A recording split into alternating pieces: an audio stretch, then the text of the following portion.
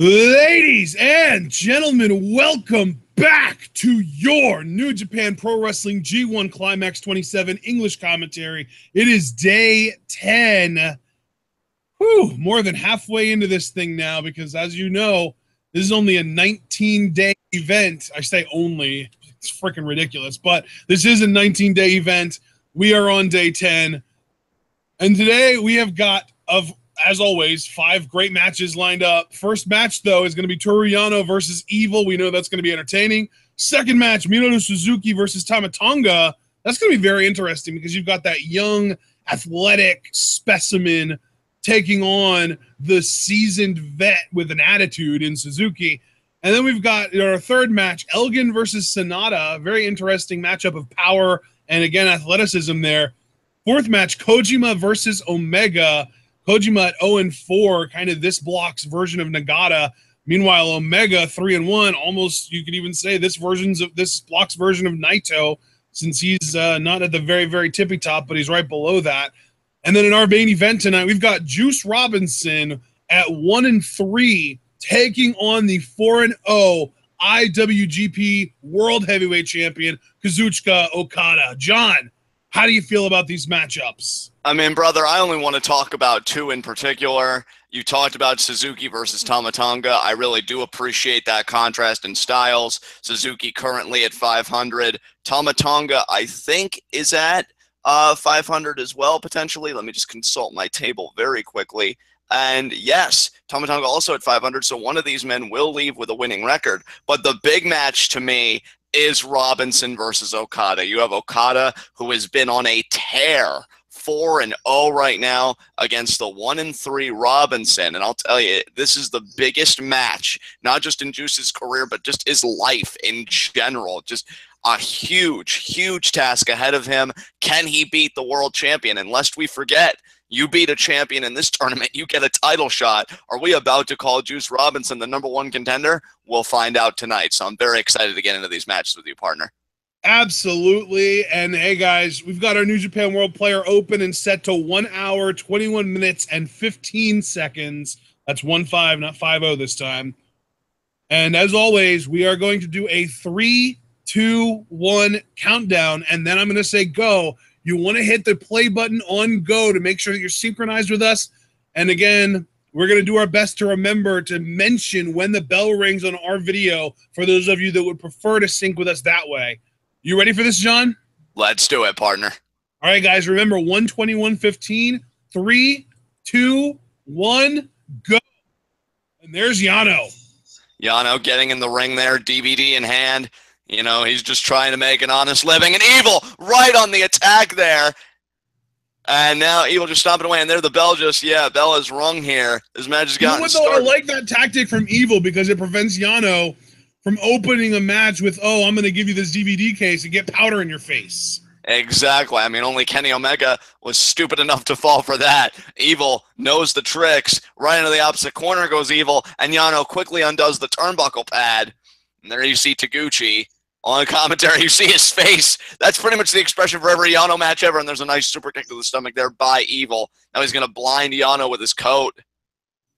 And Jagged there, obstructing his vision.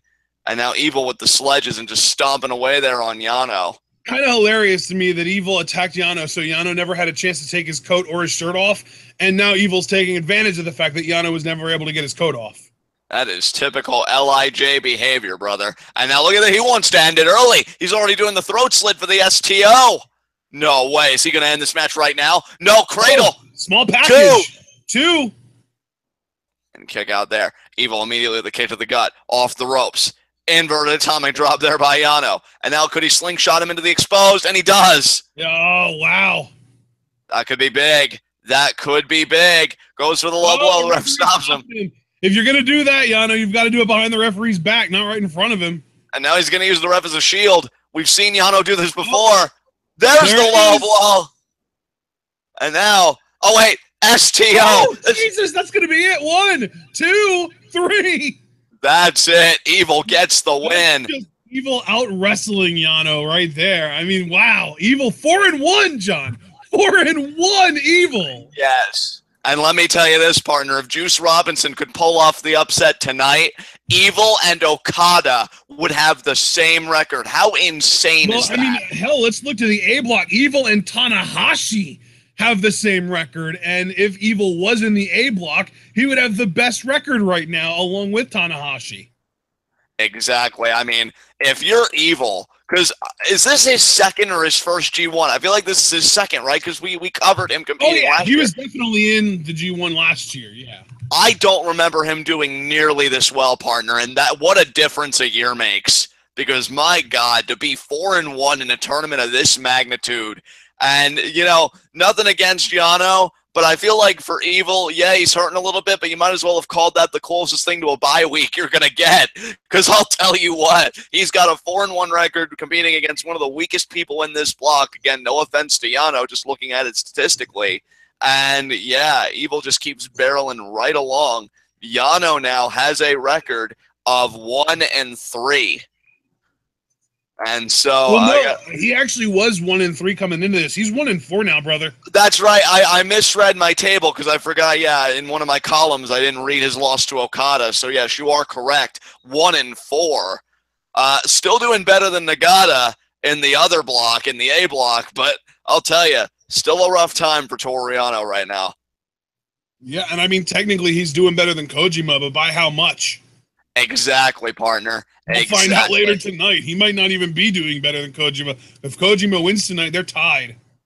But now we come to a matchup that has great intrigue to me. 2 men at 500. We know how important a 3-2 record could be. There's a plethora of them in the A block. It is Minoru Suzuki versus Tama Tonga. Obviously, I have a soft spot for Suzuki, leader of Suzuki Gun. And Tama Tonga, of course, I've always had much respect for him. I feel like he's a guy that's always been kind of bubbling up to the surface, who, you know, we've seen a lot of greatness from him, but I still don't know, even if at the later age of 38, he's achieved his full potential, you know, and maybe it's not even a matter of waiting for your latent gifts, you know, to bubble up to the surface. Maybe it's just going out there and making an impact, and I've been waiting for Tama Tonga to do that. You know, we saw some of that fire in his match against Kenny Omega. We'll see if he carries that fire against Suzuki, and he's going to need it, because I'll tell you, there don't get any more violent winds twisting that flame. Dude, I just want you to know, I just did a little Google, and Tama Tonga is only 34, not 38. Oh, okay. Because I remember we had a conversation. I thought you originally reported to me that he was 38. So 34, you know, he's right there. And, you know, that's actually kind of a relief, because it gets me a bit more excited about him. But regardless, my point stands. You know, you've got the fire inside Tama Tonga, but every flame twists in a wind, and the winds don't get any worse than Suzuki contorting your body like a goddamn pretzel. Well, here's the thing, though, John. Even though he's 34 years old, he didn't start wrestling until he was already 25 or 26 years old. He didn't start wrestling until 2008, and he was born in October of 1982. So he is the definition of a late bloomer. And the fact that he started so late could very easily mean that he's also going to be a little bit later to hit his prime. That is true. That's an excellent point. And I think, you know, experiences like G1, because this is Tama Tonga's second year participating in the tournament, you know, it's very telling, you know, how far he's come. And he could be leaving this match with a winning record. And also, I mean, let's not forget, you know, if anybody beats Suzuki, if they so want it, they can challenge him again for the Never Openweight Championship. We saw Kenny shut that down when somebody posed to him, hey, Omega, do you want to, you know, challenge for the Never Openweight title? And he was like, no, I do not want to get back in the ring with Suzuki again, because he might have won, but every match with Suzuki comes at a terrible price. And here comes the man himself, the Never Openweight Champion. A man that when he returned with Suzuki Gun in tow and attacked Okada with the Gotch-style pile driver was a man after my own heart. I thought Suzuki Gun was the baddest shit going in New Japan. I mean, between the get-up and their leader and how hard-nosed and vicious he can be. If you've never seen a Suzuki match, folks, you are in for a treat, because I think Tama Tonga would be the perfect opponent to show you guys what Suzuki is all about. And you see Desperado there following suit. Desperado could be a difference maker. Tama Tonga, look at this! Tonga! Another early attack! That is brilliant by Tama Tonga. And now look at that. He's going to pose with the Suzuki gun flag, making sure that Suzuki doesn't know that anything's amiss. I got to tell you, brother, I told you with the upgrade in my computer, me being able to do more gaming, I've been playing more Hitman games, and this is so Hitman-esque, just taking the place of another guy. Disguise has been blown, but Tama Tonga's on the attack anyway. Absolutely brilliant tactics by Tama Tonga. My mind is blown. Tama Tonga just showed that unlike his cohort Fale, he can use the muscle between his ears, and he used it expertly. And now, Irish whip to Suzuki, but Suzuki reverses. Oh! Tama Tonga goes hard into that wall. He might be able to use the muscle between his ears. Ah! He might have decided to use it on the wrong guy, because Suzuki might just take that muscle between his ears and turn it to mush. Oh, God, the chair right to the midsection. And now Suzuki going to do what he does best, and that's beat another man's ass. Yes. Yeah, that's pretty much. I'm pretty sure that's what he's thinking, too. And now Tama Tonga, though, fighting back. Tama Tonga is like, no, I've seen what you do to people when you just drag them everywhere. That's not gonna be me. And Tama Tonga fighting back with everything he's got. But Suzuki now, what a shot to the face. They're among the throngs of people. They can get some too. Look at Suzuki. I think he just pushed away a fan. This guy does not give a damn. And Tama Tonga right back here. I gotta tell you, though, jumping Desperado was so brilliant. Now Tama Tonga just took a swig of something.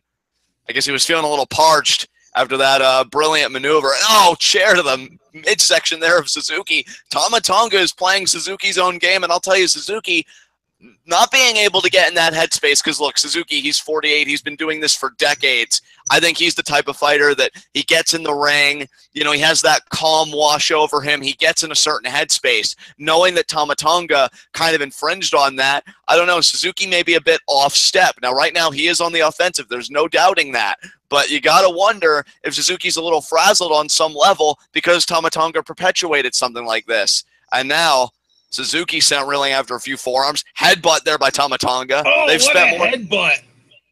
I mean, back and forth these two go. Now Tama Tonga there's got the headlock. He's going to try and drag Suzuki back to the ring, which would be nice. I mean, that's how these contests are handled in the ring. I mean, if I didn't know any better, if I was just flipping this on, I'd think we were having a false count anywhere match or something right now. And now Suzuki being brought back to the ring and right into the steel post goes Suzuki. Man, if you're Tama Tonga, I thought Tonga was going to roll him back into the ring there, but no, he's continuing the assault, baby. And now just kind of pouring the water on Suzuki. It is important to note, partner, if you saw out of the corner of your screen, Desperado is cognizant. He's back up. He's watching everything. Suzuki reversing the Irish whip. Tama Tonga over the guardrail. Oh, God. Wow. Oh, and Suzuki just shut the door. Pissed. Oh, my God. Oh, God. I think Suzuki pretty much saying, you're locked in here with me now. And now we got cameramen obstructing our view, but now you see the chair choking Tama Tonga. Oh, my God, Suzuki. Suzuki does not like to be played. Oh, my God. A random personnel just got kicked right in the gut. Suzuki is taking all casualties tonight. You know, it's so funny to me that Tech Guru 8 in chat here said that he has Suzuki winning the block, because I was just thinking I would love to see Naito versus Suzuki, and I have Naito winning the whole thing. So, I mean, in order for that to happen, we would need Suzuki to win the block, so that would be amazing. That would be amazing, but Tama Tonga is a huge obstruction to that goal. I mean, 3-2 keeps you in the fight, partner. It is a winning record. Oh, for sure. You could still end with 7-2 if you would go on and win the rest of your matches, which isn't impossible for Suzuki. The only other really big obstruction I see besides Tama Tonga before Suzuki is the champion Okada, and I believe that isn't until August 8th that he wouldn't have to worry about that. And now look at Suzuki, though. He's trying to fire up. Pissed. He is. Oh, but now look at Tama Tonga kind of playing Suzuki's game with the flurry of strikes. Oh, what a boot to the face. You know, I feel like Suzuki has replaced Shibata in this as just like the angry, badass striker. Yeah, and I mean, you couldn't find a better substitute. We saw Suzuki and Shibata fight each other before. It was the closest thing to a mirror matchup that you can get at the time. And now, again with the chair right across the back. This has been a fight. The bell did ring for this match. No, I mean, I wanted to be a little better for you guys about, saying, oh, the bell just rang, but I don't even know if the bell rang for this match at all. And now Tama Tonga back. I think he used a hammer. Shades of Shades of Taiichi, I would say, or maybe that's Kanemaru that uses the hammer. But again, right across the skull, and now he's ringing the bell. You got your bell ring there, partner. Oh my God. Yeah, folks, I will tell you, Suzuki slumped. Oh, and there's a body shot there to Tama Tonga. These guys, they were in the ring for, I think, like 5 seconds, and they're back out again. Yeah, they were in there briefly, but not for long. I mean, partner, if we do not restore order here, you'd have to imagine that this would go to a draw. Each guy would only get 1 point, which, I mean, that's a bit weird at this stage of the game. And again, Tama Tonga getting choked out here. I mean, this is just completely escalated. And it's bedlam, John. It's bedlam. And that's the perfect word. And, oh, Suzuki maybe thinking chair again. And Tama Tonga, though, first with a chair. My God, there are ring personnel. There are chairs strewn. The hell is that? I mean, we've seen Suzuki in a lot of fights. I've never seen a fight get this messy or this chaotic. It's got Tama Tonga by the hair now. They go up again. I mean, what's the ruling here? Is this still going? Like, and again, another shot to the face. Again, John, I don't even know if the bell rang. You're right. I mean, the ref is clearly trying to get them back in the ring, so something tells me the bell hasn't even rung yet. I don't think that this match has officially begun yet, which means that you can't count these guys out because they're not even officially started yet. I mean, what does that say? Oh, wait a minute. Look at Suzuki's got the leg. Oh, my God, there's the knee bar. Oh, my God. That's a heel hook, brother. That's a heel hook. That is the heel hook, excuse me, but regardless, how the hell did he even hook that thing in? Tama Tonga was... It's Suzuki. He's freaking Houdini. Yeah, oh my God, that heel hook. And now Suzuki standing over Tama Tonga. And now this match... Oh, wait, no. No, Tama Tonga's still fighting back. Oh, but Suzuki with the body shots. Man, for Suzuki, this is holiday for this man. Just being able to fight all over an arena with another man. I mean, that... Oh, man. Oh, and Suzuki, though, still got Tama Tonga by there. He is leading him to the ring, so I think Suzuki must be feeling confident because I think he wants this to get down first. Oh, and now look at he's baiting Tama Tonga. Tongue out and all. What a shot to the face that was. Tama Tonga here, not backing down, though. And there's a forearm by Tama Tonga. Oh, that forearm really rocked Suzuki, too. Oh, but there's another forearm there, and there's another forearm from Tama Tonga. Back and forth these two go. Oh, now he's got Suzuki. The ref count. We're up to 18. Oh, shit, they got to get back in the ring. And they both do. They both do. Wow. And now the ref's saying, settle it in here. God. Ref's saying, settle it in here. Maybe the bell did ring. I don't know. I don't even know what's happening anymore. But Suzuki there with the shots. What forearms to the face. A proper wrestling match now, though. I know that. What a physical. And another boot there in the corner. God. Snapmare? Snapmare. Could be PK time. Yep. And there it is. Oh, wow. He really got a run up for that, too. Kick out there by Tama Tonga. I don't even know who you gave the advantage to or who you give the advantage to in that skirmish on the outside. But Suzuki's in control now, and I guess that's the most pertinent thing to keep in mind here. A drop kick there.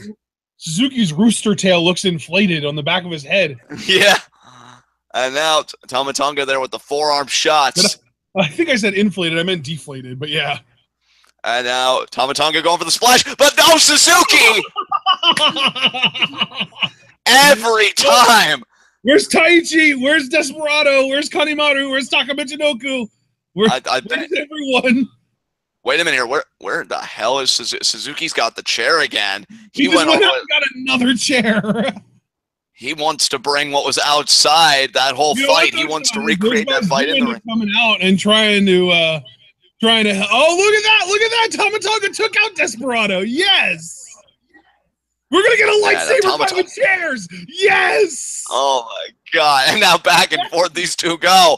Oh, Tama Tonga wins the exchange. Oh, but he ducks! He ducks! The sleeper! Oh, Tama Tonga, though, rolls out. Hey, that a match involving Suzuki would be funnier than a match involving Tama Tonga. Oh, and now... Oh, Tama Tonga, gun stun, he got it. That's going to do it. Where's the ref? Where's the ref? Ref's nowhere. Ref's out. Ref's out. No ref to count Tama Tonga. I'll tell you, Tama Tonga should be 3-2 right now. He got the gun stun. The referee is down, so Suzuki might have just saved himself because that Tongan splash, I will tell you, he got the ref in the corner. He destroyed the ref with that splash. And now you got to wonder if Tama Tonga can pin Suzuki again, maybe get another gun stun. Oh, Tama Tonga. And if you're Tama Tonga, Ash, and you know you had the 3 count, that's got to be so infuriating. But now he's doing the gun. This could be it right here. Oh, Suzuki, do you have a counter? He's a wily son of a bitch. If anybody would have a counter, it is Suzuki. But he is dazed from the first gun stun. Here it is. No, counter. No. Sleeper. Oh, my God. He's got it in tight, too. He's got it in tight, too. Oh, my God. Tama Tonga may be fading. He may be holding arms. Arms going limp. Thinking, man, this is so unfair. I hit my move. And now, oh, that's it. That's it. 3-2 Suzuki. 2, 3 count. That's it. He stays in it. By the way, John, you're peaking quite a bit. Maybe just move the mic away a little more. I apologize, partner. I got a little too excited. But 3-2 Suzuki. He's back in it. 6 points. What a match that was. I love that Suzuki's in G1. I'm so happy. Oh, man.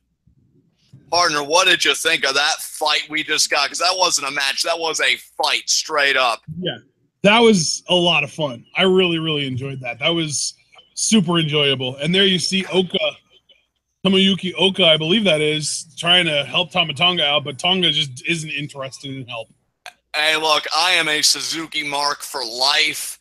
But even I can admit that he got, Tama Tonga got screwed. He hit the gun stun first. He had Suzuki pinned, but instead now, Tama Tonga falls to 2-3. Suzuki elevates to 3-2. So the idea of him winning the B block stays in the realm of reality. And that should be terrifying to everyone. Because this man is hungry for the IWGP Heavyweight Championship. Oh, God. Oh, God, what are you doing? What are you doing? Oh, there it is. There it is. You had to say something, didn't you? Now he's going to drag him up. Oh, my God. And Suzuki going to drag him all the way up. Is he going to pile drive him right there? He's motioning for the crowd here. What the hell is he? Wait a minute. No. Oh, God, there it is right across the back. There's always got to be some victim. Always. Tonight, well, folks, the victim was justice. I know. Yeah, really. I mean, if you're Tama Tonga, you got to be infuriated. That should be your 3-2 record. But Suzuki got the better of you. Man, a 2-3 record now for Tama Tonga. Oh. And folks, what's our next match, partner?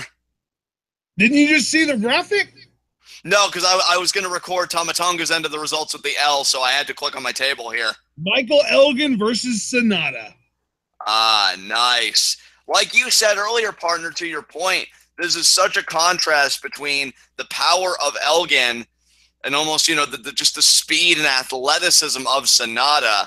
So I'm very interested in how this match is going to go. Michael Elgin roared back, beating Kenny Omega and giving Omega his first loss. So Omega currently at 3-1, would hope to be 4-1, and then maybe by some miracle, Okada would lose to Robinson and it would give Omega and Okada the same record.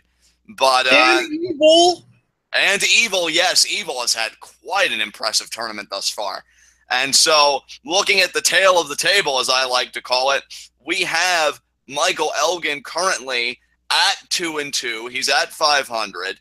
And SANADA, I believe, should also be at 500. Let me just check real quick. And yes, he is at 500 as well. So again, we have another situation, partner, where the winner of this match will join Suzuki with a 3-2 record, but the loser will join Tama Tonga with a 2-3 record. And I got to be honest, I mean, I think SANADA has a world of potential. I think we haven't even seen the best of this man yet, and I think he's gotten so much better from last year.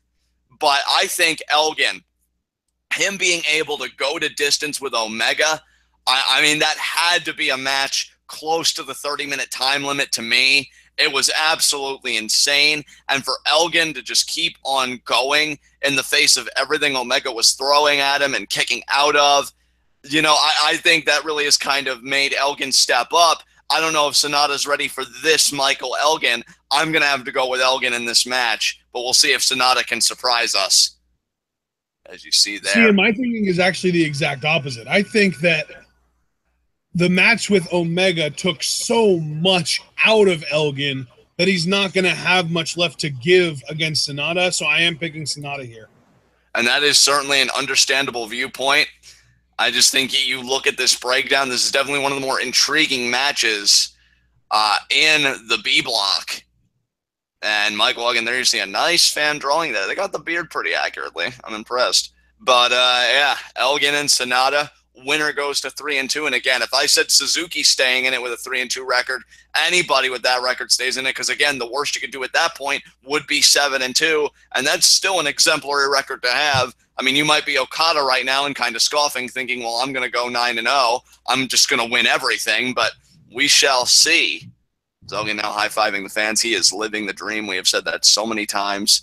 Him competing in New Japan Pro Wrestling. Japan is where you want to be. I mean, so many people that are passionate about their craft, they do always mention offhandedly, oh, I'd love to wrestle in Japan, but Elgin has been doing it for a good while now. Yeah. And he is really looking to roar back in this G1. SANADA, though, isn't a pushover. For as much as I talked about Elgin in the first few minutes, I mean, SANADA has got all the tools. That's why I was so fascinated by his recent matchup with Okada because, I just look at two young studs going at it, and it was kind of a barometer to me where SANADA's at. And SANADA did seem close on several occasions to upsetting Okada. The bell just rang, and these guys have never faced each other in G1 before. Yeah, we are now at 1 hour and 45 minutes even here as these guys are staring each other down. And now we got the lockup here. 8, 9, 10. And there you see clearly demonstrated the power advantage of Big Mike. Back SANADA up against the ropes. Big Michael. And then he gives SANADA the room. But, there's a forearm there by SANADA. Oh, but a forearm strike there by Elgin. Damn. Yeah, I don't know if I would want to get into a strike battle with Elgin there, SANADA. It's kind of like when you defy a parent and maybe even go so far as to slap one of your parents and then just take the taste right out of your mouth. There's a nice leg scissor there. And now, went for the headlock takeover, but Elgin is too big. Michael Elgin even detrivializes the side headlock takeover. Oh, look at the back elbows, though, by SANADA. SANADA now going to try and create space off the ropes. Tried for a shoulder block, but Elgin responds again. Elgin with the momentum. Look, no disrespect to SANADA, and I know he's an intelligent guy. He's part of Los Ingobernables de Japón. They're one of the most cerebral factions in New Japan. I don't know why you try and play Elgin's game, even attempting a shoulder block. There's the scoop slam there. We know with the positioning what this is going to be. Maybe he thinks Elgin is like not solid. Like maybe he thinks he's like fluffy and not solid. Oh, look at that. Look at Big Mike there. Probably thought SANADA was going to have the slingshot splash scouted, so he goes and he transitions into a baseball slide. Very nicely done by Elgin. And now he's got SANADA by the hair. Plenty of it to grab. I mean, that's something I like to point out in Elgin matches is that even though he is primarily a power wrestler, he does have an underrated athletic element to his arsenal. He's not, he's not Kali. He can move. He's got some tricks up his sleeve. He's got some slingshot moves. He's got some top rope moves. He's not completely immobile. Certainly not. And you see Elgin there, that knowing smile that he could be in for a long night here because, again, SANADA is not a pushover. I mean, Elgin, he's a great competitor, former ROH World Champion, former IWGP Intercontinental Champion, decorated athlete. But SANADA, to me, again. Elgin throwing the Phantom Lariat there. And now SANADA sending Elgin over the top rope. And SANADA, he went over, but he ended up catching himself because Elgin left. So he ended up being able to flip himself over the top rope and land on the apron. And now Elgin just kind of staring back as if to say, really? Really? My walking away didn't get you to land on your face? Yeah, and Elgin almost saying just a bit agitated. Just a bit agitated with SANADA. But you know what? I mean, Elgin is a veteran. I would not play into these head games if I were him, but I'm not him. So we'll have to see how he deals with it accordingly. And now I guess we're back at gear one. And oh, Elgin probably thought so too, was thinking lockup. SANADA was thinking kick. Nice chop there by Elgin. Forearm to the face of SANADA. Front face lock, could it be the delay? Vertical suplex. There you see SANADA up in the air, all that blood rushing to his head. And Elgin, he could just do this all day. And there you see him saying, come on, guys, pump it up, pump up the noise. And there's the drop. And Elgin with the flex, very proud of himself. Hey, man, wouldn't you be if you could do that? Yeah, I certainly would. Oh, man. And now SANADA kind of distancing himself. And now it's Elgin and abating SANADA back in. A reversal of roles here. I certainly would. And, yeah. SANADA just kind of looking at Elgin. Like, can I go back in? And he does. Please. And no, he's very he's got a lot of trepidation about it. And now he does. Now he does. So Elgin actually, yeah, he held the rope down. Very interesting. Oh, and now shoulder thrust there. I think SANADA wanted to take a cheap shot. Elgin saw it coming. Oh, he could be suplexing SANADA out to the floor.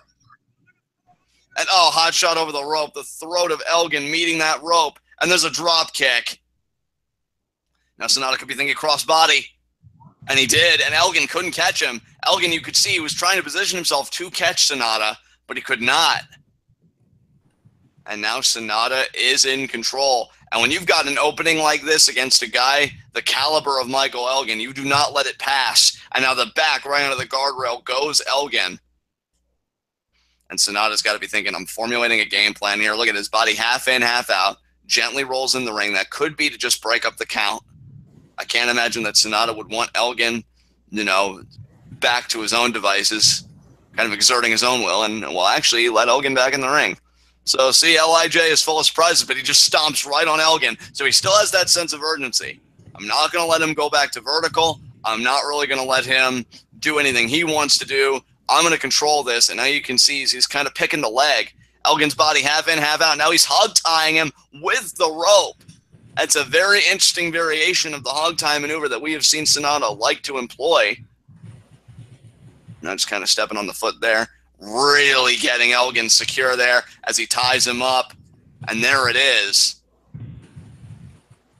And Elgin trying to, I guess, fight out. And now it's really become more a matter of getting the legs all tied up.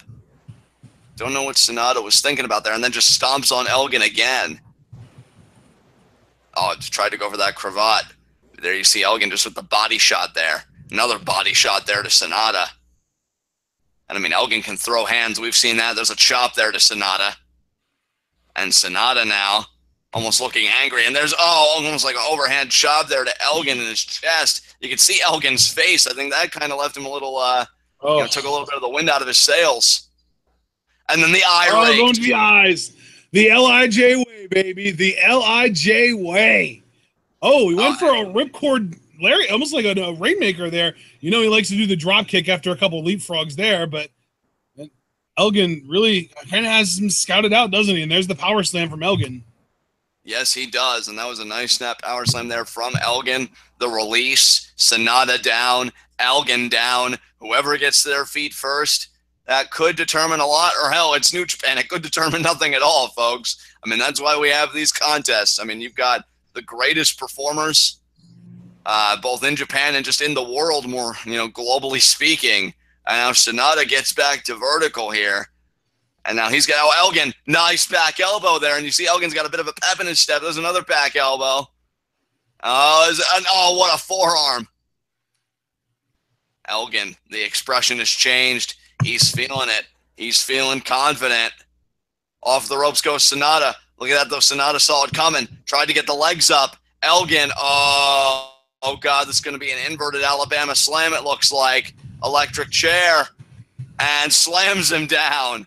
Inverted electric chair drop there by Elgin. Now he's got the waist lock. Deadlift German with the bridge.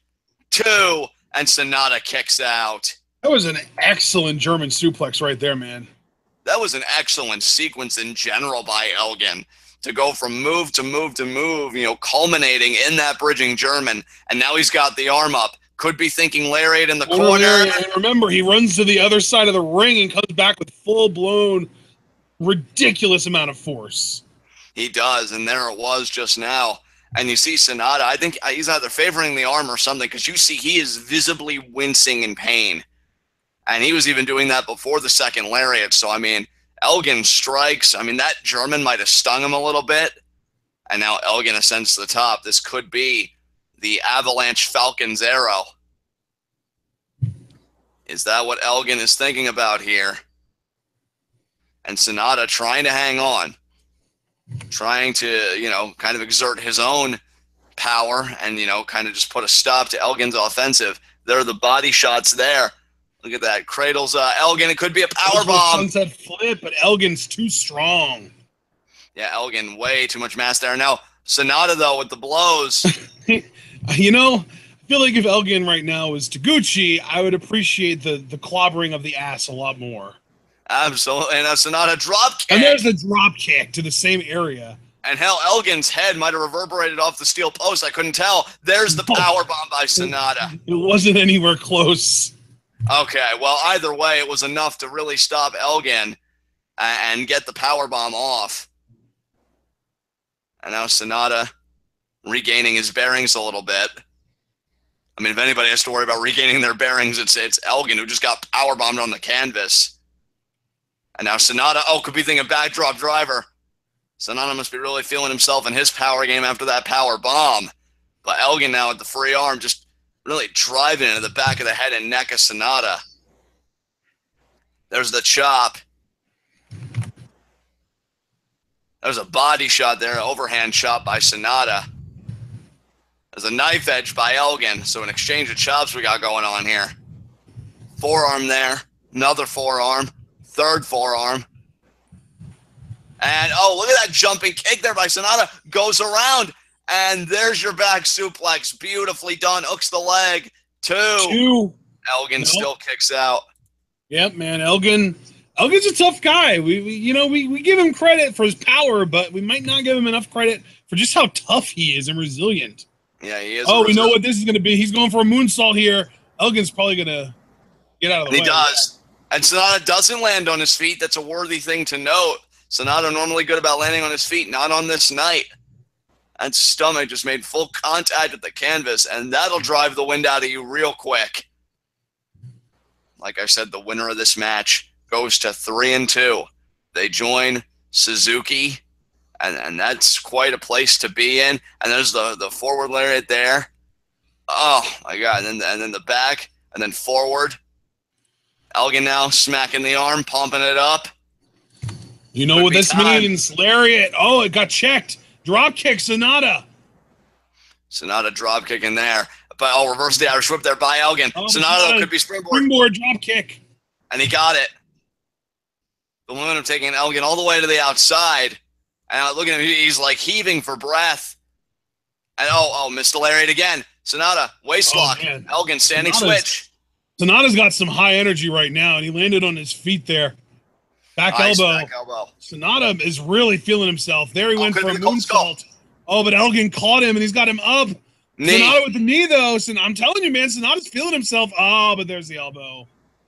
Yeah, it seemed like earlier when SANADA was going for that moonsault, it was almost like a style and skull end, if you will. Yeah, it seemed like it.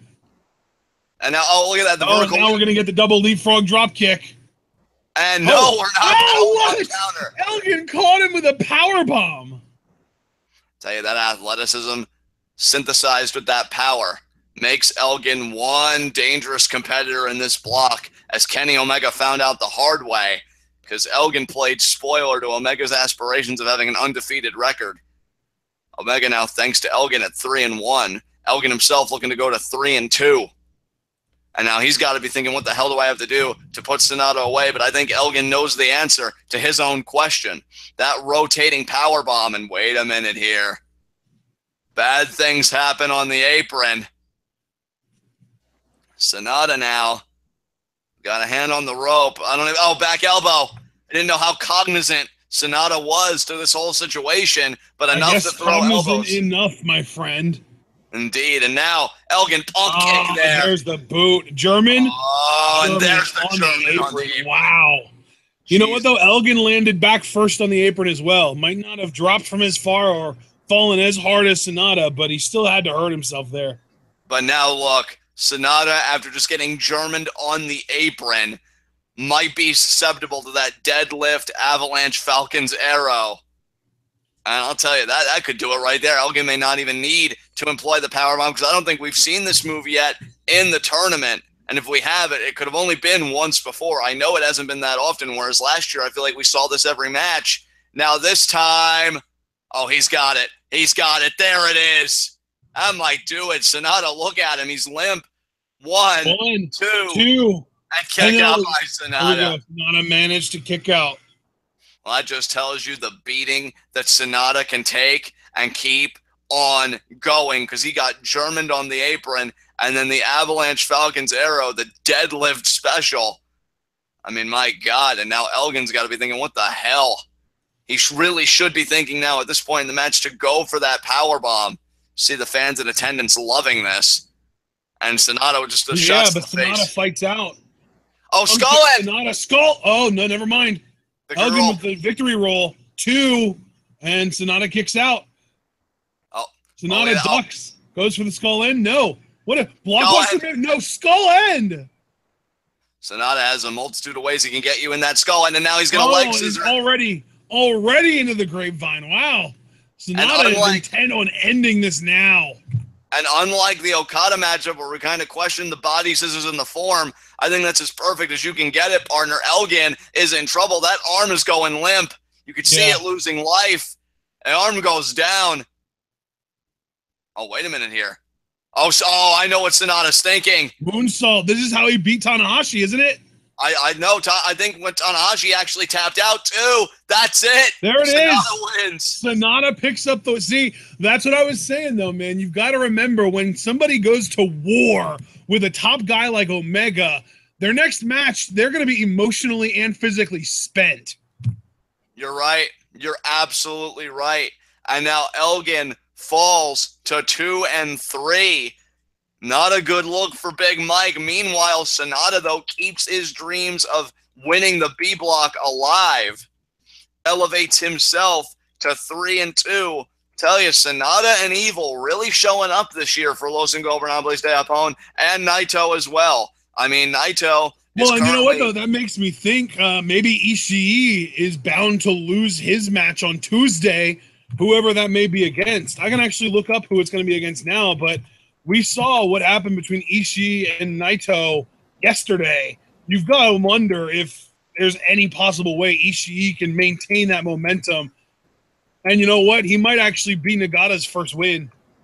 Wow, so he's facing Nagata. We shall see, partner.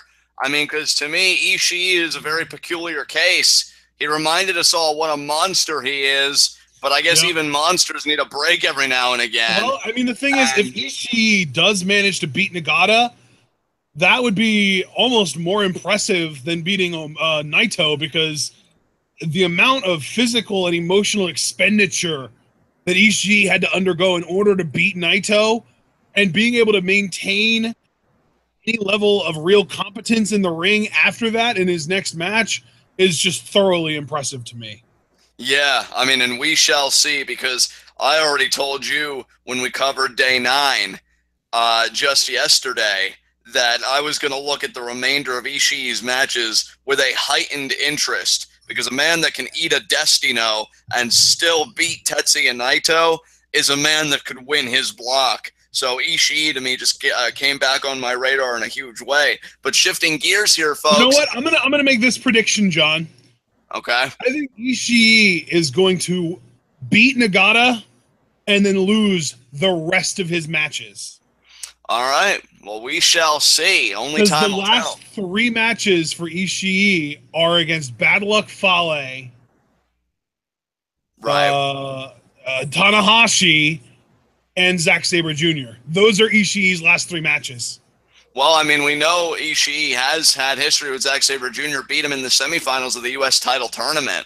Yeah. So, I mean, we'll see if he can beat Zack Sabre Jr. again. But shifting gears here, we've got Satoshi Kojima, and already our fourth match of the day. This day seems to just be like flying by, as Kojima, and here's where it gets interesting, is facing Kenny Omega. And why I say that's interesting, look, we got a variety of reasons here.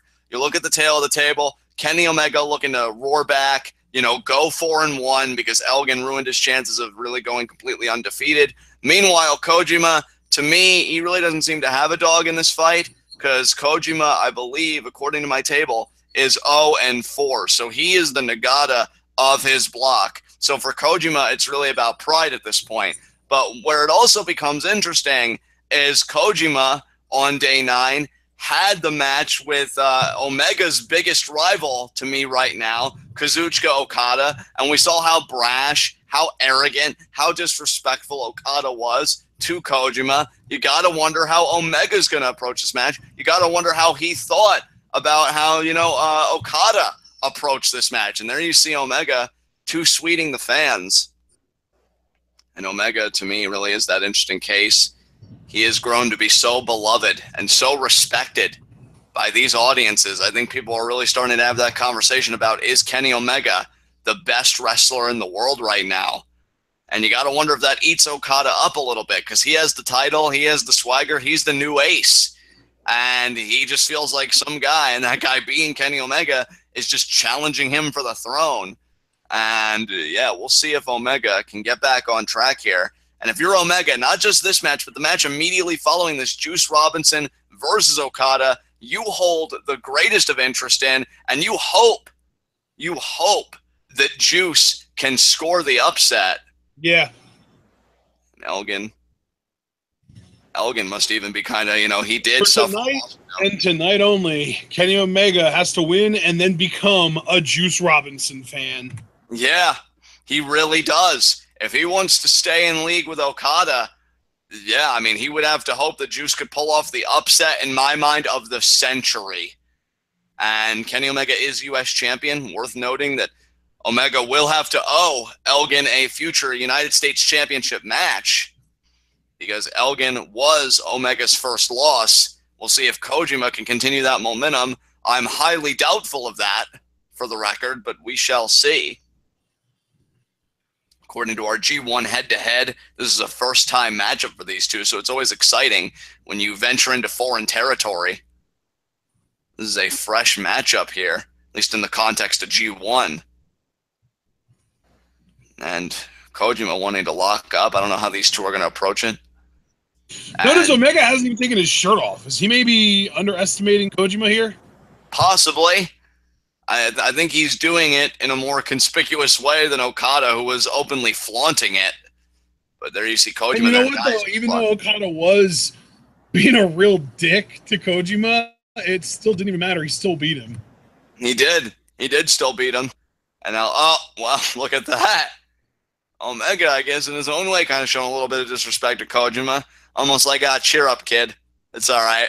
And we got the lockup again. Side headlock there by Omega. Really cranking on it there is Kenny. And Kojima pushing Omega off the ropes. Nice shoulder block there. I think Kojima might have actually gotten the better of it. And now Kenny's like, all right. He's going to try again here. Another shoulder block. And again, Kojima stuffs him. And Tenzan, proud of his friend. And Omega kind of looking like, okay, we're not playing around anymore. And there's the kick to the gut. Fun and games are over. And now Omega saying, come on, what do you got? Shoots Kojima off the ropes. Kojima, though, with the shoulder block, and Omega goes down. And there is the pack pop from Satoshi Kojima. He's a freaking beast, man. Come on. Absolutely. And now it's got Omega by the hair. Omega, though, just blatantly rigging those eyes. And now I didn't know if Omega thought about going to the top rope. I guess not yet. Oh, he's thinking about suplexing Kojima to the outside. You trying to kill this man, Kenny? I mean, possibly.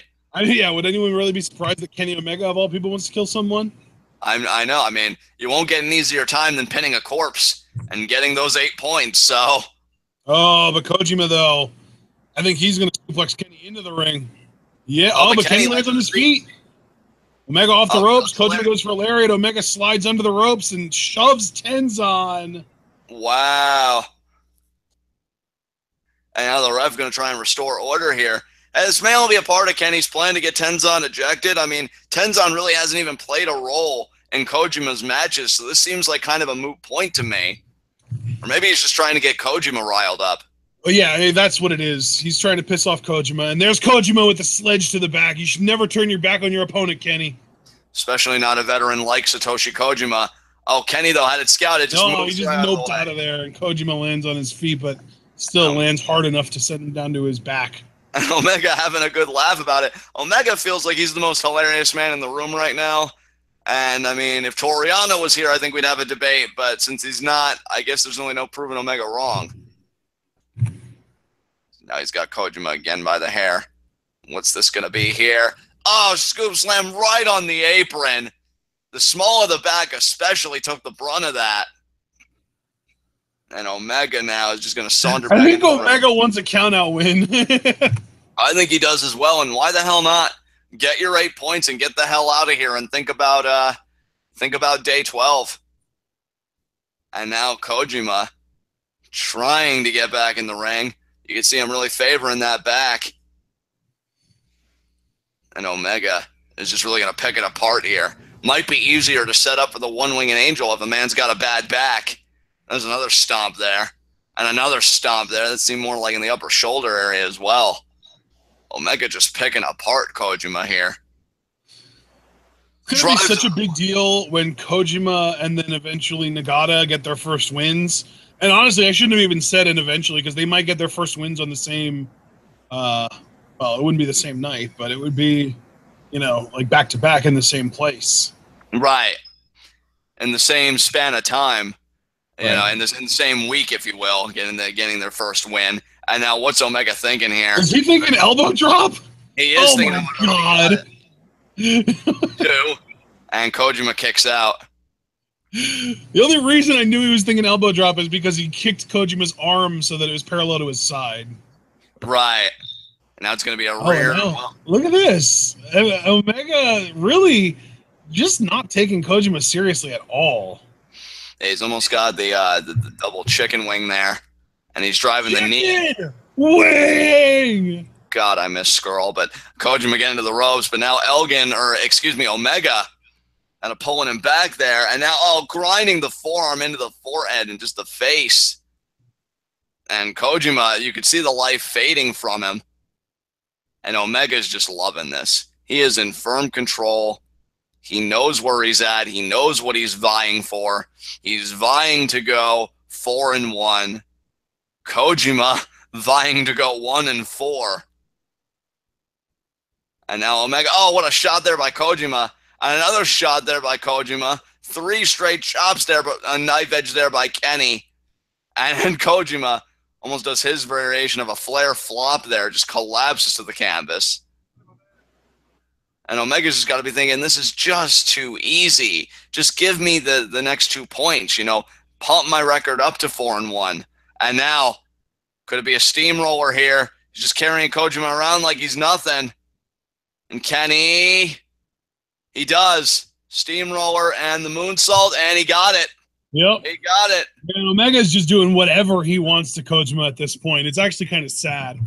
Absolutely. I mean, Kojima offering no resistance. He's practically dead weight in Kenny Omega's hands. And Kenny actually seemed a bit frustrated that moonsault wasn't 3.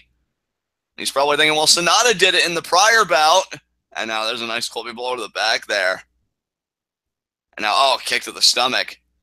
And now choking Kojima there with the boot. And Kenny just going to take every advantage he can to get this win. Because regardless of who your opponent is, when it's G1, you take every match as seriously as the last. And now Kenny in the opposite corner going to try and, miss the back elbow. Kojima, could it be Koji Cutter? No, Kenny had it scouted. Another chop there by Kenny. Kenny trying to fire up off the ropes. Forearm there by Kojima. Forearm.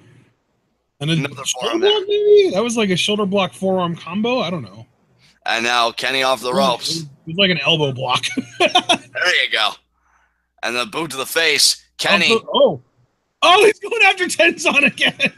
Well, I really don't see the method to the madness, but regardless. I'll tell you what it is, John. He's entertaining himself because he can't take Kojima seriously. And I think you're right about that. Could it be a springboard here? Oh, Kojima saw it coming. Kojima with the boot. Koji got her. And now Kojima has got to find the same fire that he found in his match with Okada. He's got to take this match to a whole other gear. Tenzan already back up. I mean, Kenny Omega was just amusing himself, potentially to his own detriment. As the fans now starting to rally. Here come the lightning chops. Oh, my God.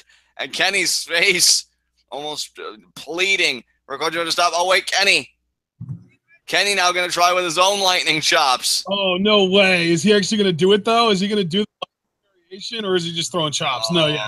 He was just throwing chops. And now he's going to be met with real lightning chops. But Kenny. God. Kenny catches Kojima.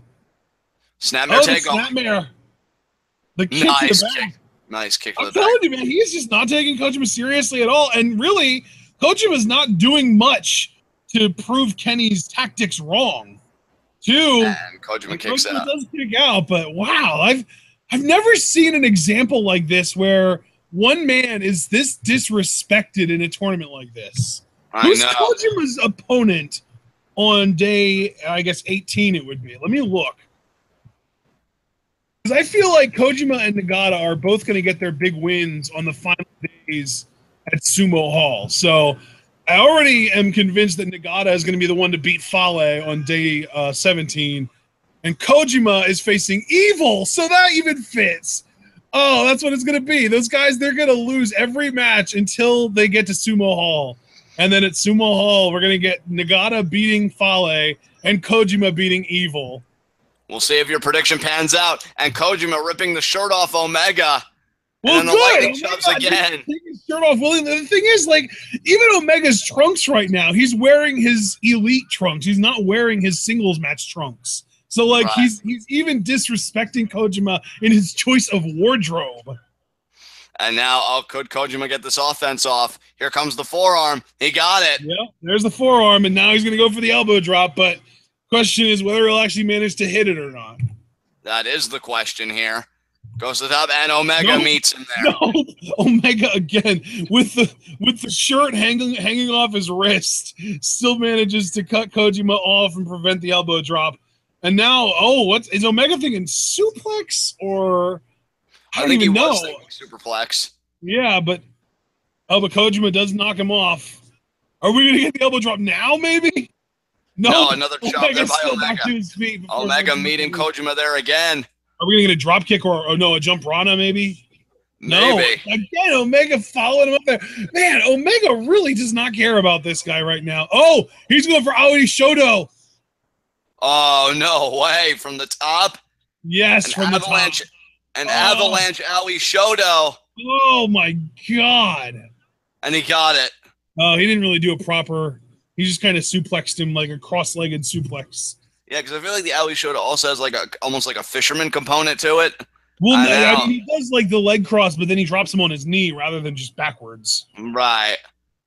And Coach was still kicking out. Now maybe Kenny will start taking it more seriously because you see the look on his face. I think he feels like there were at least 2 times in this match now at this point that Kojima should have been beaten. So now Kenny, I think, knows what he has to do here. He might be thinking V-trigger time. No, wait. Oh, now he's going to go for a proper Aoi Shodo. And he got it. Right on the back of the head and neck. Kojima's got to be writhing in pain here. Kojima really hasn't gotten that much offense, all things considered, in this match. Well, no, that's what I'm saying, though, dude. Like, Omega isn't taking him seriously at all. Kojima, like, I feel like anyone else, if they were being disrespected to the degree that Kojima is right now, they would fire back and just obliterate Omega. But Kojima isn't even putting up much of a fight. Like, he's putting up a little fight, but not much. This is going to be it. He's going to hit this, isn't he? No. Okay. Kojima did wrangle out of that, and then he got a DDT. But still, like, the fact that Kojima didn't even put up a fight against that first V-trigger blows my mind. Yeah, I mean, Kenny really is just doing whatever he wants. But I mean, if I'm Kenny though, and I said this during Kenny's first G1 when he faced Yoshihashi, you've got to have that sense of urgency. I don't care who's standing across from you. When you have the prospect of a 4-1 record to get back in the fight with a guy that you know is competing with you in your block in Okada, you take it. You don't look a gift horse in the mouth. And now back and forth these two go. And Kenny kind of slapping himself, trying to get himself back in this. There's another forearm there at Kojima's face. Kojima, though, right back. Back and forth, these two. This forearm exchange. Omega. Kojima. Oh, and Omega again with a forearm shot. Kojima. Oh, man. Kojima with a flurry of forearms, but then Omega with a knee. What a knee strike there by Omega. And you can see Kojima was thinking discus forearm, but now Kenny again. And this might be it here. He's got him up. One-winged angel. No! Kojima again! What's Kojima thinking? Brainbuster. Brainbuster there. Oh my god, I can't believe he slid out of the one-winged angel again. This is starting to look a little reminiscent to Omega's match with Yoshihashi. And now Kojima here, going to fall into the cover, lateral press. Kick out by Omega. That was a forceful kick out, too. I think he wanted to show that he's still got plenty of life left. And honestly, brother, in this type of matchup, I don't even know if the Koji Lariat's a guaranteed win. We saw Omega kick out of the rotating powerbomb of Elgin. Oh, he checked the lariat. True. Yeah, that is a great point. Super kick. But you know what, though? Again, Omega might be in that case where, like, he was in such a war with Elgin, he might not be able to kick out of a Koji lariat. No, and there's a lariat right to the back of the head, hard by Kojima. Yeah, the old left arm lariat, one of my favorites. Exactly.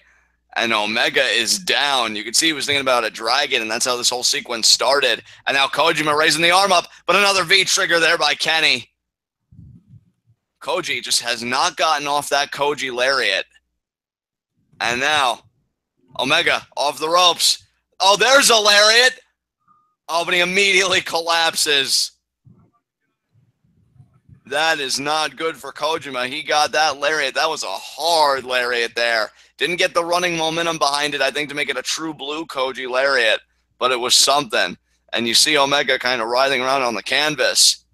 Tenzan trying to encourage his friend, trying to will him on to get up, to get back in the fight here. And Kojima, he may not even know where he is. He might just be thinking, my God. And now, wait a minute here. Both men back up. Kojima. What is this? Oh, drove him down. What a slam. I think he calls that the CCD, the Cozy Crush Dynamite. Oh, wow. Well, that's the first time we've called that move in this tournament. I mean, yeah, it's basically just an Emerald Flosion, but done by Kojima. Right. And Kojima breaking out some of the bigger guns there. And now he knows what he has to do. He has to get a true Koji lariat. But I'll tell you, Omega might have been rocked from that CCD there. And now, oh, he's got Omega by the hair. Off the ropes. Could this be it? Omega ducked. Another V-trigger there. Holy crap. He's going to murder Kojima. And now, oh, God, Dragon suplex. There he hit it. Oh, he's going for another V-trigger. Is this going to be Kenny Omega's first match that he wins with just V-triggers? 2. No, it's not. Kojima does kick in. Might have been a mistake, though, because now you're going to get your head driven into the mat instead of just a knee. Exactly, because Omega is feeling it here. He's firing up. Here we go. One-winged angel. This is going to be it. Yeah, this is going to be it right here. And there it is. Yup. Wow. 1, 2, 3. And Omega's 4-1. He is 4-1. He joins Evil with that record, too. Yeah, that to me, I cannot believe Evil has done this well in this tournament. But yeah, Omega and Evil have the same record, which they haven't gone head-to-head yet, partner. So that's going to be very interesting when they finally meet up. Because whoever wins that tiebreaker might have immense significance later on in the tournament. And now Kojima being checked on here. I am going to record these results while we're kind of in the afterglow of this match before we shift gears. So Omega has beaten Kojima. That is another 2 points for Omega. And if you're Kojima, you just got to be thinking, man, I just went to war with Kenny Omega, and I didn't come out with the win. And now we prepare for, in my mind, one of the more interesting main events this tournament has had to offer. Hey, I mean, again, referring to chat here, Tech Guru 8 said pretty much what I was thinking. Here's, that wasn't really much of a contest. That was like an 85% Omega, 15% Kojima. Here's hoping, though, that Juice Robinson puts up a better fight against Okada. I think he will. I mean, look, I don't know Juice. He seems like a, respectable enough guy, seems like a nice enough guy, but if I would ever speak for him, I'd have to think that there are butterflies flapping their wings furiously in his stomach right now as he prepares for the biggest match of his pro wrestling career. Not just New Japan, but ever since he pursued this dream to begin with, because Okada is no joke. Okada is one of the best this industry has to offer. He is the IWGP Heavyweight Champion. And can you imagine? I mean, Robinson has a very interesting history with champions. He's pinned Goto when he was never Openweight Champion. He's pinned Naito when he was Intercontinental Champion. So he's kind of been slowly ascending the ranks. And he got title matches for both of those championships. He's 0-2 in that department. But, I mean, he still grew from them immensely. Can you imagine if Juice was able to beat the world champion to get a shot down the road at the IWGP Heavyweight title? I mean, that's the interesting thing, John, is that Juice has done really well in non-championship matches against champions. He just can't beat them when the title's on the line. So knowing that there's no title on the line, maybe Juice will beat Okada. And for you staking that claim, that says a hell of a lot. And to be honest, I mean, I stopped believing in miracles until Ishii beat Naito after eating a Destino. So to me, the realm has opened up again where anything is possible. You know what? I've really liked Juice in this tournament. I've really liked him. I think he's been very fun to watch. And as much as I love Okada, I think I'm going to have to throw my hat in with Pulp Friction beating the Rainmaker on this night. So very quickly, while we're getting Juice's entrance, let me give you guys the tale of the table. You guys already know Okada is 4-0 right now, an insane record, looking to go 5-0. I mean, that you get to elite tier if you get to 5-0. Juice, meanwhile, if I'm not mistaken, actually no, Juice isn't even at 500. According to this, Juice is 1-3. So Juice looking to get to 2-3, still a losing record, but it's the man behind the number that is of real significance. To say that win, because the first win was against Kojima, but to say that your second win came at the expense of the man, the new ace, the IWGP Heavyweight Champion, I'll tell you, partner, again, I can't speak for Juice, but I would have to think that he could go winless for the rest of this tournament, and yet if he had the satisfaction of knowing that he beat Okada, I think he could rest his laurels on that. I don't think he wants to, but I think he could, should everything go south after this point. Yeah, I mean, to be fair, I don't think Juice is going to go winless for the rest of the tournament, but he does have some difficult opponents. His next opponent is actually SANADA. That'll be on Wednesday, so that's a difficult matchup. But then, and then he faces Omega, but then he does get Toru Yano, which is winnable, and then Elgin. So if he wins this, I'm going to say he goes 1-3 for the rest of his tournament and finishes then, assuming he wins this, he'll finish then with a record of 3-6. Right. Which I mean, you know what? That's not good, but that's not bad for a first G1 entrant. Not bad for a first G1 entrant, especially again when one of your wins could potentially be against the world champion. Like, exactly. And that's, I mean, here's the thing, Ashton. You know I have all the respect in the world for G1. If I didn't, we wouldn't be covering it now for our third year. But I think in this case, the perspective isn't so much on the tournament, but the story here really is the career of Juice Robinson. We've seen him start out as a young boy, finally only now getting his first G1 Climax experience, which again was preceded by 2 title matches. Never Openweight Championship match with Goto, Intercontinental title match with Naito. I think all of those experiences have prepped him for this. And here's the thing about Okada. He is an arrogant son of a bitch. He's earned it. He can back it up. But he's an arrogant son of a bitch. And I'm telling you, if he looks past Juice, it's not going to be like Kojima where he can get away with it. I don't think Juice would let Okada get away with it. This could be the biggest upset, not just in this tournament, but potentially in G1 history. as Okada now, he is. By the way, himself. John, I wanted to tell you, before his match with Kojima, Kenny Omega said into the camera, "Oh, why are you wearing your house show tights?" And then he said, "Because this is a house show. Easy 2 points, light work." Wow. Wow. Just to let you know how incredibly not seriously Omega was taking his match with Okada today. All right, you mean Kojima, but regardless, you are right. Sorry, I misspoke, but yeah, Kojima. And now Okada gonna disrobe here. And I'll tell you, I have always said, since we really started covering New Japan more seriously, I look at Okada and I see the very personification of what, wrestling celebrates itself on. Now he's going to hand the title over. The IWGP Heavyweight Champions are such a rich lineage. Then you see Okada doing a fist pound there with his mentor, his friend, Geto. Has been a great confidant for the champion. There, I think, referee checking both guys. We about to get a bell ring, and there it is. Timestamp, folks, is 2 hours, 28 minutes, 55, 56, 57, 58. Thank you, John. I'm glad you remember to do that. I'm really bad at remembering to do that. But obviously these guys have never met up in a G1 Climax before because, dude, Juice Robinson's never been in one before. So Exactly. And partner, I'm glad I remember to do it too, because I want everybody to see this, because I don't want to commit hyperbole. That's never my intention when we do this, but I do think this has a big fight feel to it. And if for nobody else, it has a big fight feel for Juice Robinson. And now you see, never met in a singles match before. They've had about 10 or so matches against each other in tag style matches, like 3-on-3, 5-on-5, 4-on-4, whatever. They've never met in a singles match before. And actually, I can honestly say they've never even met in a 2-on-2 tag team match before. All of their matches in their career have either been a 3-on-3, 4-on-4, or 5-on-5 tag match. So this is a first by a pretty significant margin, actually.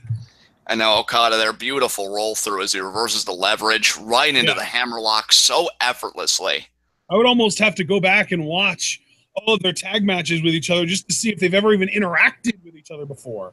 And now look at that, just cranking on the hammerlock when Juice seemed like he was going to retake the leverage. And although I'm sure they interacted in whatever tag match they had against each other yesterday. And now you see Okada just expert control of the hold.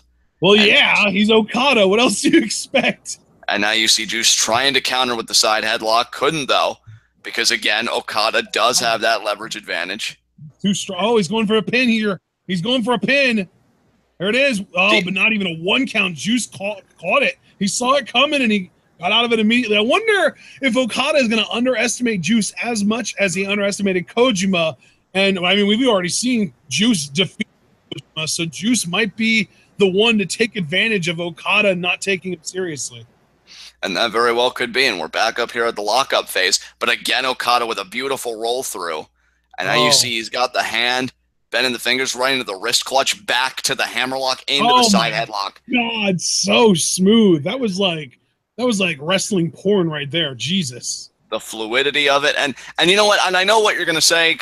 Of course, it's Okada, and you're right. But one thing I notice is the calm, and there's the shoulder block, the calmness with which Okada executes this offense. It's like there's a serenity that overtakes him. Nice arm drag, though, by Juice. Another arm drag there, and now he has the control of the arm. And now Juice here has got Okada on the defensive. But that's the thing. I mean, Okada is still so young, all things considered. And he really does have that seasoned veteran, that championship kind of mindset. And, look at that. With the running lariat. Nice running lariat there by Robinson. And the intriguing thing is here, both men's best shots, whether it's the Rainmaker of Okada or Pulp Friction from Juice, they're both go-behind finishers. And I find that very intriguing because you can counter sequences are going to be ridiculous. And I was thinking the exact same thing, partner, as you see Okada just vaulted Juice over the guardrail. And now look at this. He might be wanting to get... Oh, no, he's kind of taking a... he's going to get a running start with the chair. So that's going to kick off his momentum, and then he's going to carry himself all the way over. Here we go. Oh, but Juice met him there. Oh, wait a minute. Could it be a cannonball here? If he gets... drop toe hold. just when I think Juice can get something going, Okada shuts it down. And Okada checking his mouth. I don't think he expected Juice to get that forearm there. And partner, I'm going to put you in the hot seat here. And if you're going to reiterate your advice, I mean, that's fine. But I did kind of want to ask you, Irish whip here. And Juice is back hitting the guardrail. Okada could be thinking boot. And he does. Boots Juice over the guardrail. I mean, it might be kind of a moot question at this stage of the match. But I know normally you say in regards to Juice that, he needs to go for pulp friction as often as possible. He needs to up the chaos. I remember you saying during one Juice Robinson match. Increase the entropy because you are a heavy underdog against Okada. And if all goes according to plan, that means Okada wins every time. I mean, but let me ask you, though, do you double down on that advice even in this situation, or do you think that because the champion's so good, he's just on that level, that maybe Juice would benefit from a more conservative approach and wait for an opening? If Juice plays it conservatively, he's going to lose to 1,000 paper cuts. And now, and that's a very good point, because even with paper cuts, you get 1,000 of them, you're going to bleed out. And now Okada going to pick Juice up here by the head. This is going to really get bad because now I'm thinking he's thinking Tope Atomico. And he got what excellent form. So, yeah, that's what I'm saying, man. Juice, the number one thing that an underdog can do to increase their chances of winning is to increase the entropy of their situation. Right now, Juice is just kind of treating this like any other match. He's fighting Okada like he would have fought Kojima. He's fighting Okada like you would expect him to fight someone like Tonga. He needs to do something different. He needs to increase the entropy and try something new, try something different. Go for pulp friction as often as possible because maybe, just maybe you hit it. And if you do, no one thinks Okada's necessarily going to kick out of it. No, I certainly don't. I think the pulp friction is more than capable of beating the champion, and what a neck breaker there by Okada. And Okada going to go into the cover here, hooks the leg, and Juice kicking out. I'll tell you, Juice is one stubborn son of a gun. It is going to take a Rainmaker to beat Robinson. Either that or maybe he'll tap out to Red Ink. But that's it. Those are the only two scenarios I see Juice getting beat. Snapmare takeover there by the champion. And now the rear chin lock that we have seen him employ so many times. And you see the form. I'm telling you, I called Zack Sabre Jr. a genius. I would call Okada a pure artisan in that ring. Everything is so meticulously done, not a hair out of place, and he maximizes the effectiveness of every offensive maneuver. As you see Juice trying to power out of this rear chin lock, he's kind of getting the hands away from his face. Oh, he's almost there, but Okada, and see, that's the advantage of positioning right there, because given Okada's positioning, he could drive the knee right back into the back of Juice Robinson and maintain the hold. That's the difference between a world champion and a contender, my friend. And now Juice trying to get back to vertical here. He's got that shaky leg violently. And Juice, body shot there. Body shot. Third body shot. Oh, but Okada, look at that. Changes positioning and another scoop slam. He is just on top of Juice. He's smothering him. And thinking senton, but no. Man, that back reverberating hard against the canvas. This is Juice's opening partner. He's got to do something here, to your point. He's got to increase the entropy. He's got to up the chaos. Yeah. Okada, though, going in for the back elbow. Now Juice, kick to the stomach, DDT. Kind of. Almost like a modified face buster. They're just driving that face into the canvas. That sweeping, like, front face lock driver of sorts. And now Juice. Yeah. I wonder if he has a name for that. I mean, I think this is the second time we've seen him use that move in this tournament. So I wouldn't be surprised if he did have a distinction for that maneuver. And now he's going to charge at the champion. Lariat in the corner there. This is what Juice needed. Advantage Juice. Side Russian leg sweep. Got it in deep. Beautifully done by Robinson. Now, could he be going for a senton? And he got it. Juice has one of my favorite sentons in the business right now. And nice, almost like a jumping frog splash mini variation, and Okada still kicks out. We haven't really seen him use that move very much, have we? I mean, it's not like, I don't think it's something we've never seen him use before. I feel like we have seen him use that prior, but not at all in this tournament that I remember. And yeah, I mean, well, you did say earlier in this bout that Juice would have to do something different. I think that categorizes itself as different. And now Okada kicking the knee out. And again, a third kick there. And we know that Suzuki and others have worked that leg over. Spine buster there. I'll be honest, when we got into this match, I actually forgot that Juice was going into this match with that injury. But again, that championship expertise of the IWGP Heavyweight Champion Okada, he knew it was there, and he immediately exploited it when he felt the tide was turning in Juice's favor. But Juice is still on the attack. Cannonball by Robinson. Damn. Cover here, hooks the leg. 2. Okada kicks out. And Juice, you can see the look on his face. He wanted that to be 3 so bad. He knows what it means to beat a man at Okada's level. I mean, everything Juice has gone through, leaving NXT, coming to Japan, paying those dues, all to get to this point. Double knee gutbuster. Oh, but what a counter. What a counter by Okada.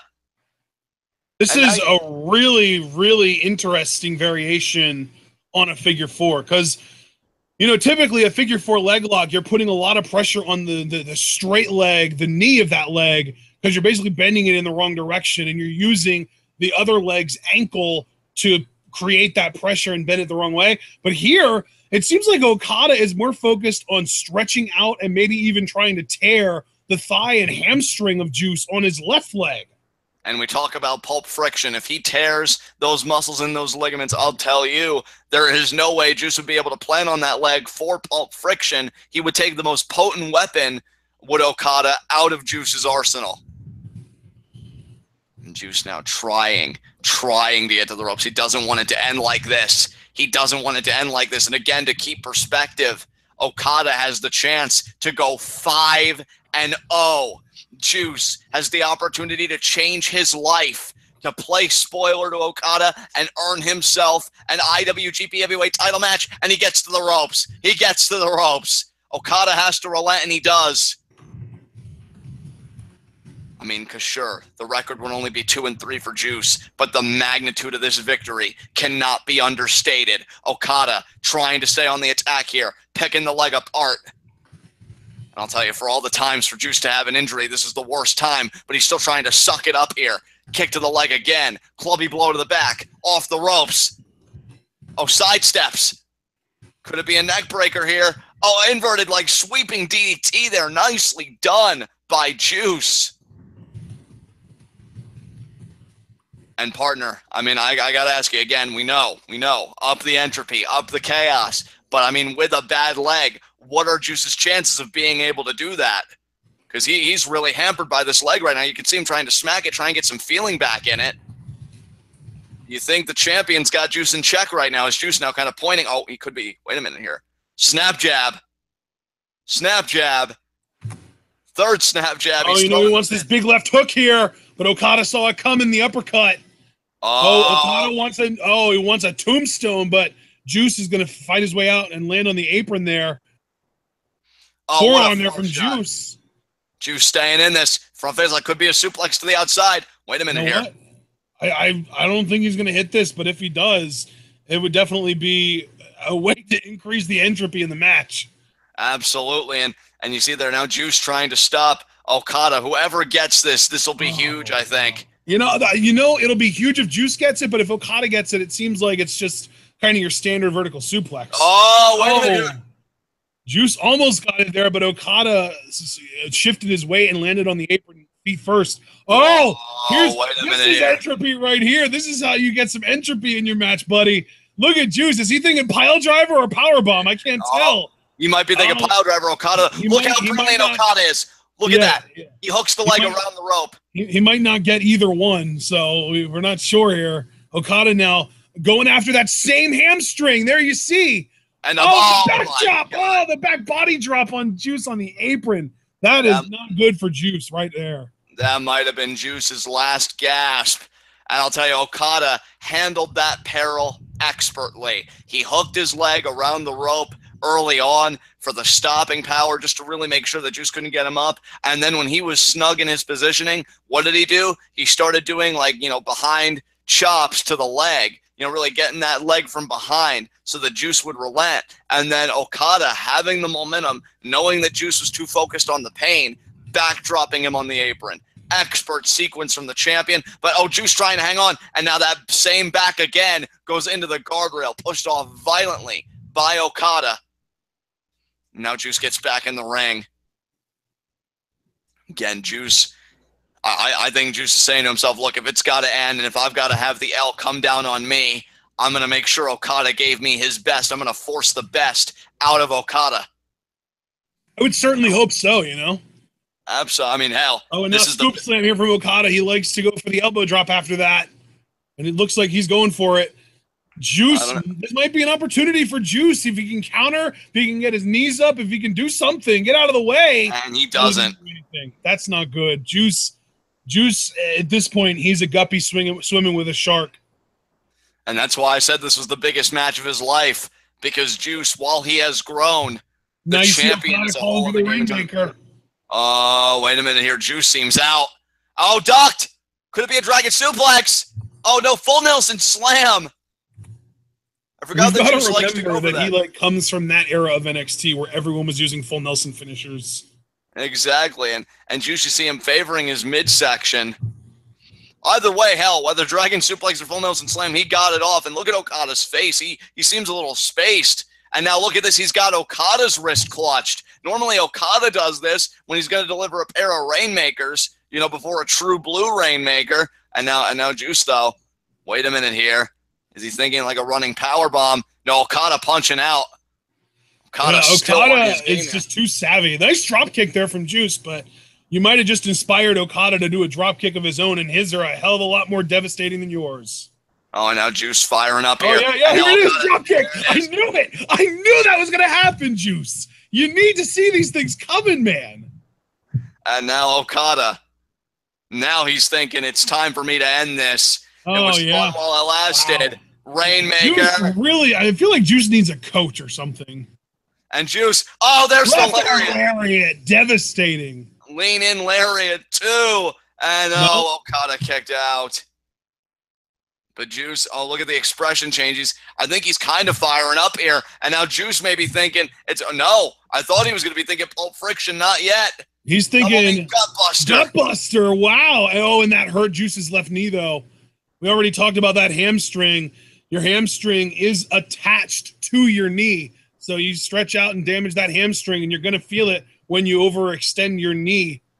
Oh, now he's thinking Pulp Friction. He's going for it here. He's going for it. He's going to hit it. No. Oh, no, he's not. Countered.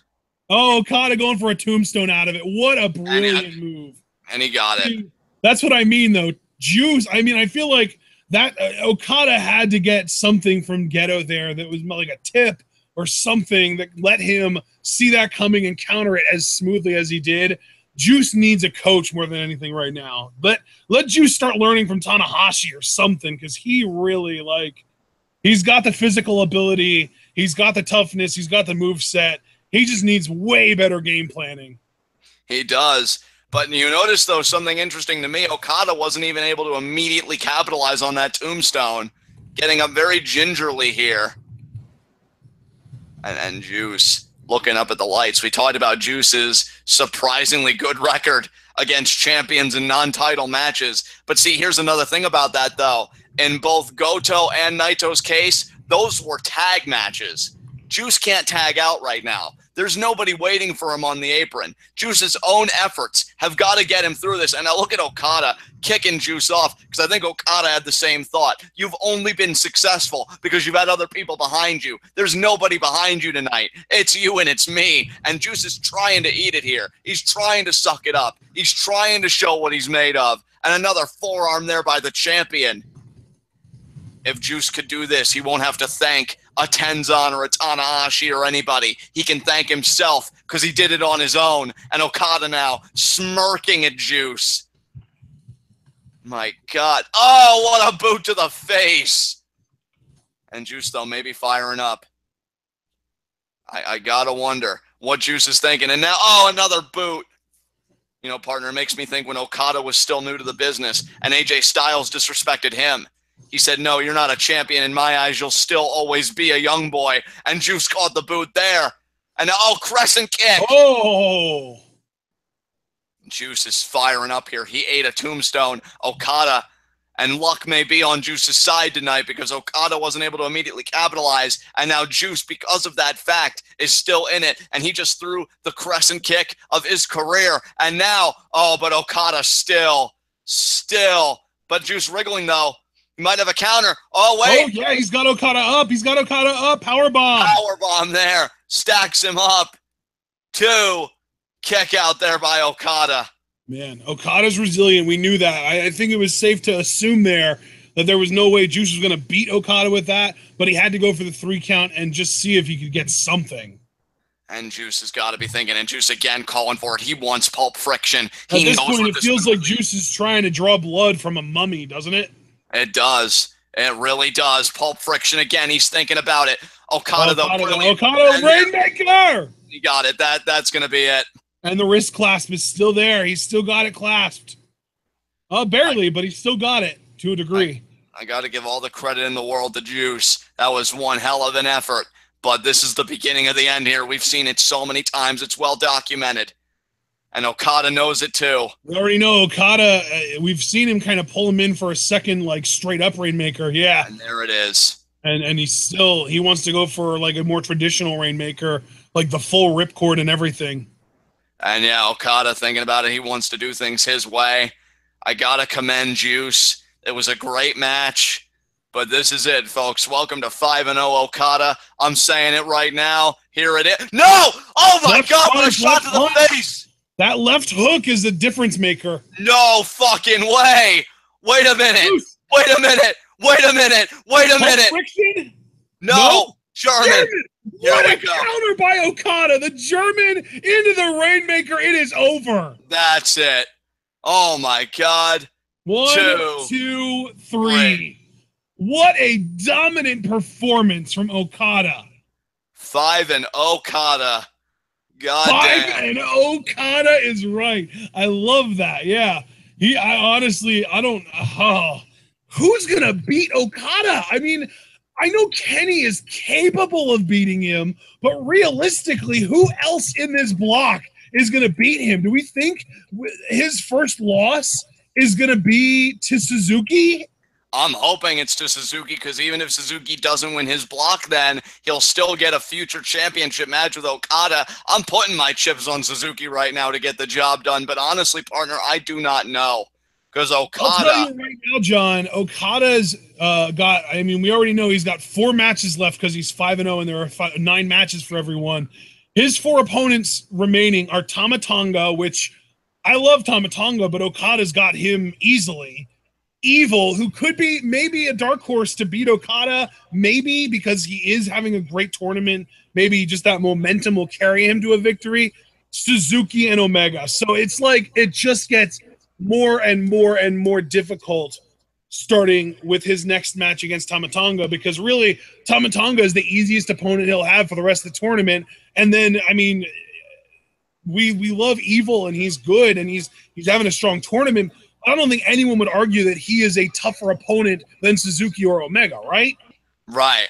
And then you get to Suzuki, and he is great, but he isn't on the level right now of Omega, and Omega is Okada's final opponent. So, I mean, realistically, Okada could go anywhere from 6-3 to 9-0.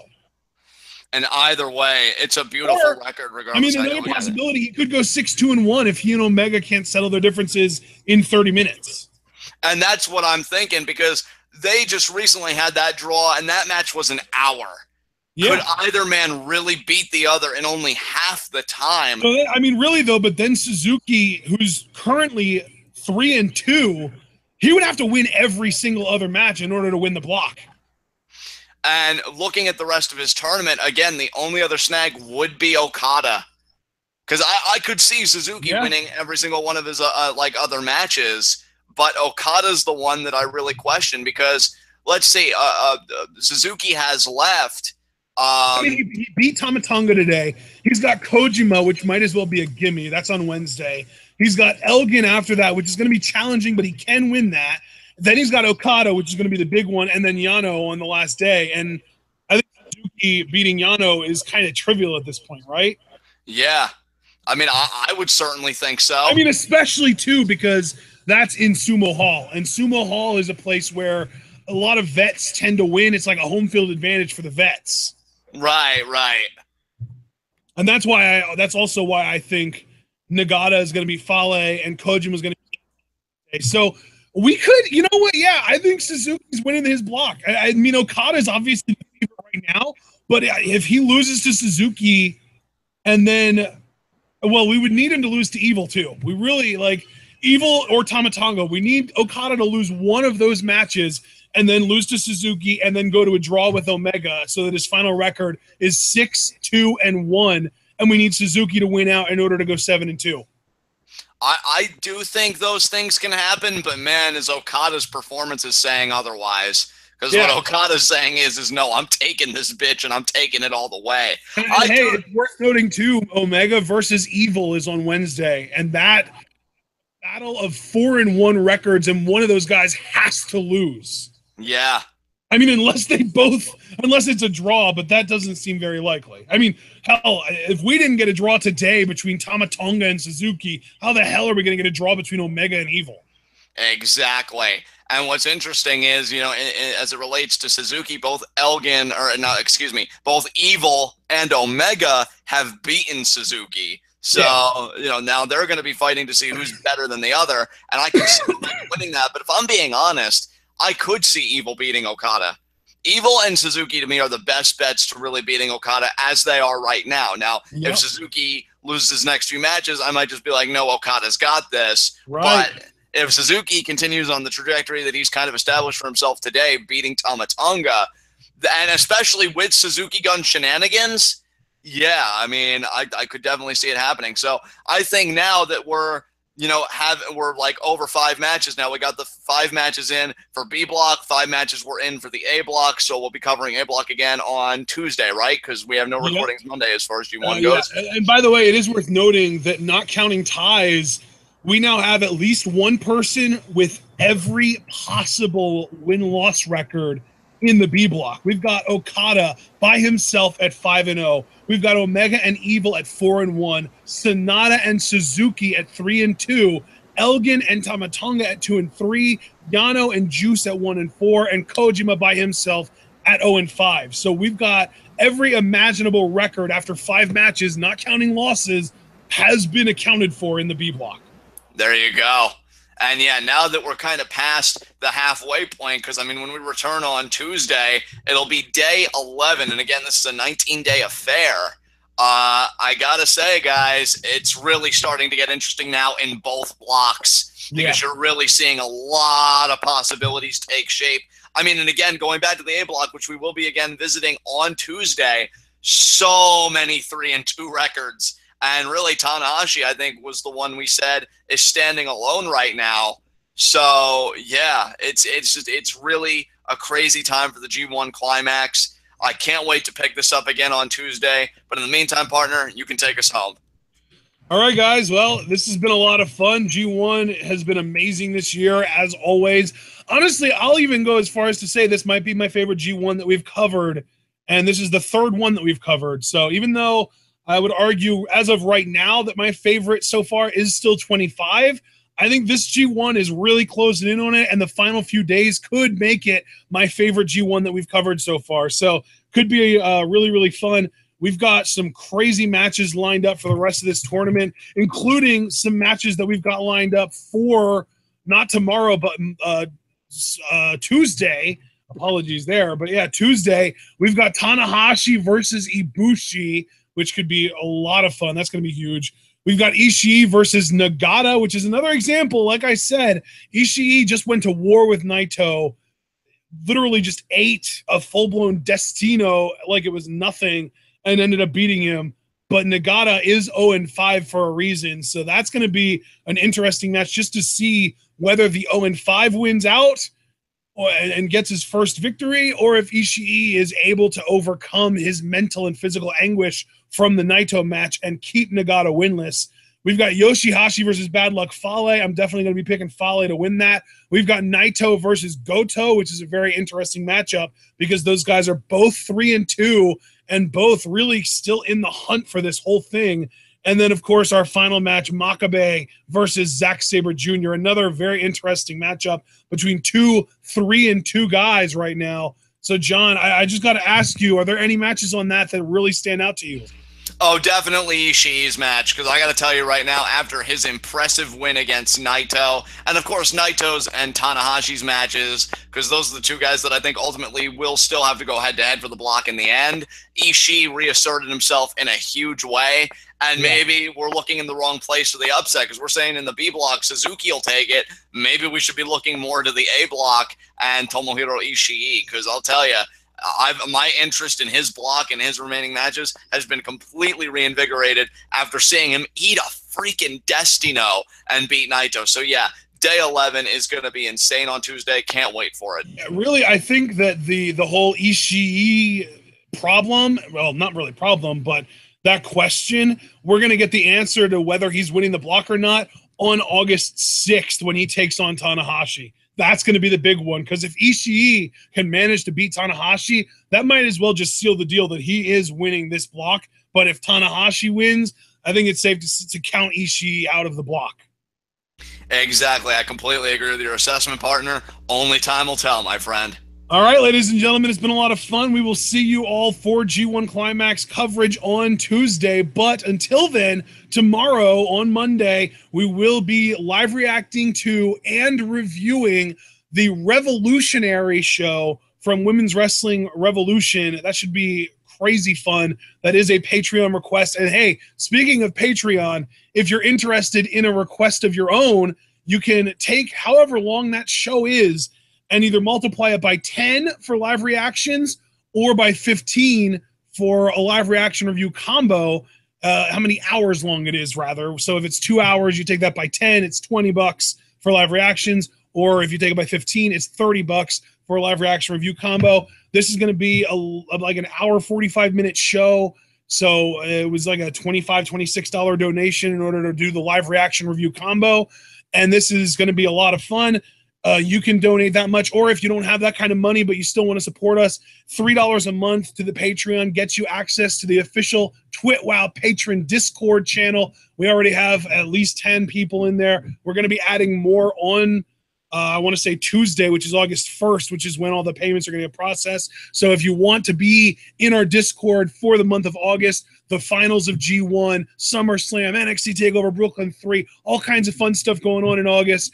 Make sure to donate the $3, and that payment will process on August 1st on Tuesday, and we'll be able to get you into the Discord as soon as possible. If you're interested in getting some kind of physical returns for your support of the TwitWow product, you can buy a t-shirt or a mug or a sticker at our Teespring store. Check that out. Remember to like this video if you enjoyed what you heard from our commentary. And of course, if you have something to say to us, whether it's, constructive criticism or just thanking us for providing this service, because a lot of these shows don't have an English commentary option because like Kenny Omega said, they might as well be house shows. It's the middle of the G1 Climax. There's no Kevin Kelly. There's no Don Callis. These guys aren't around doing English commentary, but we are, because we are the workhorses of the YouTube wrestling community. And of course, follow us both on Twitter, like our Facebook page, check out the official TwitWow subreddit, and we will see you either tomorrow if you're interested in that Women's Wrestling Revolution show, or if you're only here for our G1 coverage, we will see you Tuesday for Day 11's A block matches. Stay tuned.